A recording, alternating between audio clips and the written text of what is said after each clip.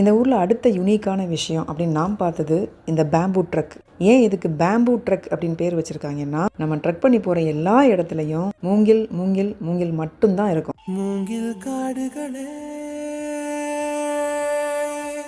மூங்கிலால் மட்டும்தான் எல்லா விஷயமும் கட்டி அமைக்கப்பட்டிருக்கும். நம்ம நடந்து போகிற பாதையாகட்டும், இல்லை 2 விஷயத்துக்கு இடையில இருக்கிற ஒரு கேப்பை ஃபில் பண்ணுற ஒரு பாலம் ஆகட்டும், அப்புறம் உயரமான பாறைகள் இருக்குது, அந்த பாறைகளுக்கு ஏறி போகிற ஏணி ஆகட்டும், அப்புறம் நம்ம நடந்து போகும்போது சேஃப்டிக்காக பிடிச்சிட்டு நடக்கிற மாதிரி ஒரு ஹேண்ட் ட்ரைல் வச்சிருப்பாங்க இல்லையா, அது கூட மூங்கில் தான். இது எல்லாமே மூங்கிலால மட்டும்தான் பண்ணியிருக்கிறாங்க. இன்னும் சொல்ல போனா இந்த ட்ரெக்கிங்ல சின்ன சின்ன கடைகள் இருக்கும் இல்லையா, அந்த கடைகள் கூட மூங்கிலால தான் கட்டியிருக்கிறாங்க. மூங்கில் காடுகள் இங்க ரொம்ப சாதாரணமா இருக்கும் போல.